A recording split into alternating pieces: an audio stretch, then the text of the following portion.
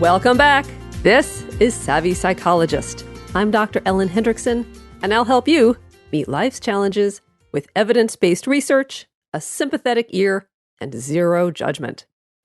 This week, worry makes us miserable and uncomfortable, but many worriers claim it keeps them prepared and safe from harm. And in a way, it does, but not in the way you'd think.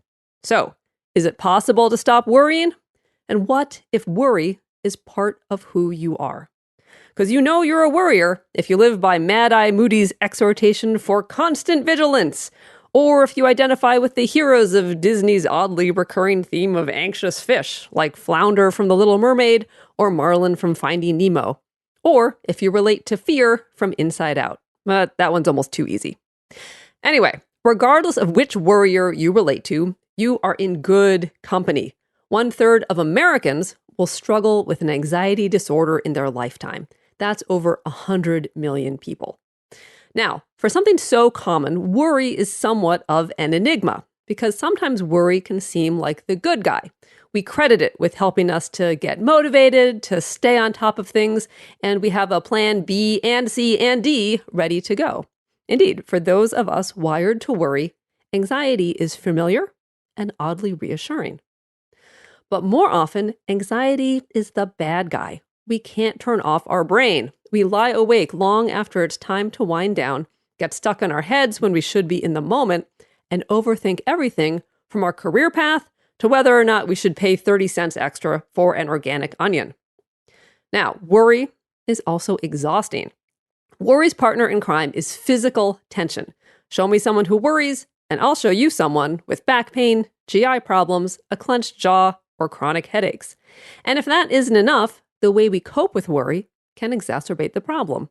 Stress eating, bugging our partner for reassurance, frantic attempts to distract ourselves. Even our healthy coping can get hijacked by worry. Am I doing meditation right? Does this pacing count as exercise? So why on earth do we bother? Why does your mother-in-law fret about everything? Why does your boyfriend freak out over nothing? Why do we worry so much? Well, let's answer that question. Worry serves a very important purpose. It allows us to avoid our negative feelings. So, for example, do you know someone who, when criticized, gets angry instead of hurt? Or someone who, when they hear bad news, feels guilty instead of sad? It's common to swap one negative emotion for another that's easier to deal with. And as unpleasant as anxiety is, it's often preferable to feeling other negative emotions like grief, shame, sadness, or despair. Now, a slightly different interpretation comes from a study in the journal Behavior Therapy, which posits that worriers are hypersensitive to jolts of negative emotion and that worry acts as a buffer. So even though worry keeps worriers in a state of constant negativity, it shrinks the jarring and excruciating gap they have to bridge. So rather than feel good and then be blindsided with uncomfortable negative emotion when the other shoe inevitably drops, worriers can stay in a prepared state of low-level distress. It's protective even if it's uncomfortable. In other words, worry is the rock that goes skipping over the surface of late catastrophe rather than sinking into the depths. So with that, how can we stop worrying? Here are 3 tools of varying power. So first, I'm going to give you a can opener. Next, I'll give you a cordless drill, and we'll end with a big old chainsaw. So tip number 1 is make time to worry. All right, even though this is the least intensive of the 3 tips, this tool serves a great function. Simply set aside part of your day for worrying. So think of it this way. Worry is a goldfish that grows as big as the tank you put it in. So by limiting the amount of time you allow yourself to worry, your worries stay small rather than taking up your whole day. So pick a time, maybe your afternoon commute, or the 3 o'clock slump, or right after dinner, and use it as your worry time. Keep your tank small so your worry can't grow. Then, when worries bubble up outside of your designated time, ask yourself, can I do something about this right now? If you can, take action. If you start to worry that you forgot to pay your credit card bill, pay it. If you just fought with your partner and you're worried you hurt their feelings, apologize. But If you start to worry that you'll die alone or that your kid could be in a school shooting or that you're going to end up with dementia, there's nothing you can actively do in the moment. So punt it. Kick those thoughts to your worry time.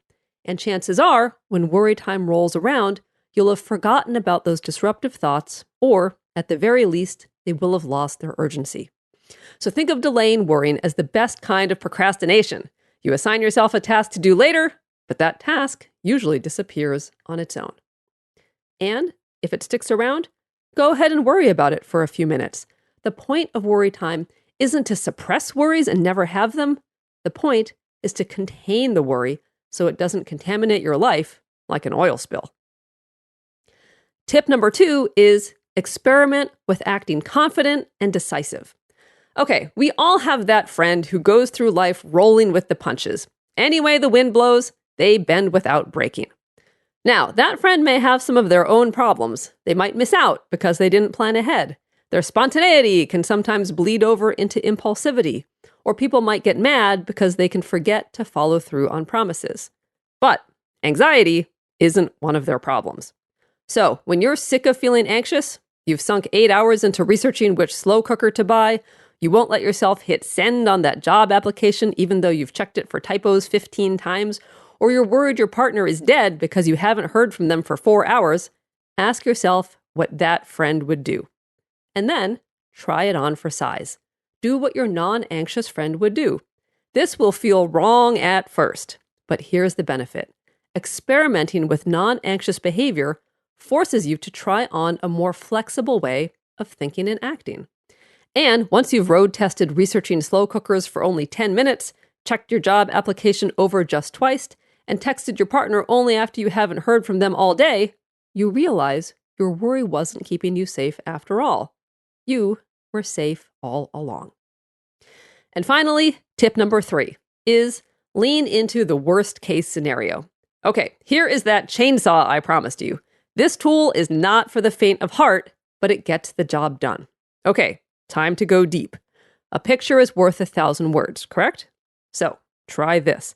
To break yourself out of the shallow, verbal, what-if realm of worry, actually imagine the worst-case scenario. Picture whatever you fear vividly, in great detail, as if it were the worst scene in your personal horror movie. Go big. If you're worried you'll end up alone, picture yourself alone in a depressing apartment on Christmas with no one to call. If you're worried you'll end up a failure, picture yourself living under a bridge. If you're worried about health or safety, don't necessarily picture the car accident or the moment you're diagnosed with cancer.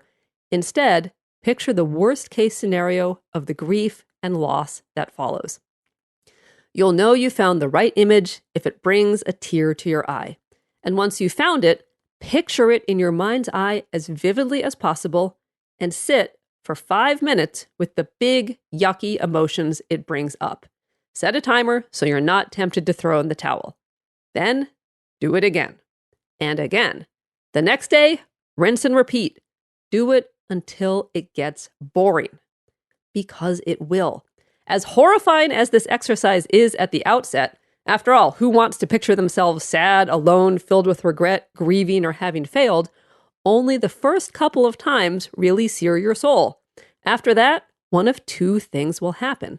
Either your brain will realize your horror movie would never actually happen, you'd take action before things got that far, or your brain will get bored with the repetition that never comes to fruition. Psychologists call this imagery exposure. It's a doozy and best done with a trained mental health professional. Not because it's dangerous, it's not, but because it's good to have someone help you troubleshoot and keep you on task.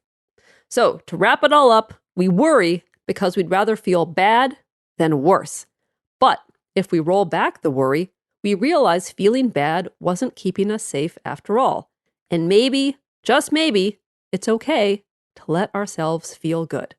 It's easier said than done, but in other words, don't worry, be happy. Savvy Psychologist is audio engineered by Steve Rickyberg and edited by Karen Hertzberg. As always, Savvy Psychologist is strictly for informational purposes and doesn't substitute for mental health care from a licensed professional. Last week, the paperback of How to Be Yourself, Quiet Your Inner Critic and Rise Above Social Anxiety entered the world. So my mission is to make evidence-based psychology accessible, especially today when mental health care is needed but out of reach for so many people. So from your emails and posted reviews, I am delighted that you found it helpful. And if you liked it, please recommend the book or audiobook to one friend or family member who you think could benefit as well. Because even in the age of digital everything, an old-fashioned word-of-mouth recommendation is still the best review you can give. Thank you so much for listening.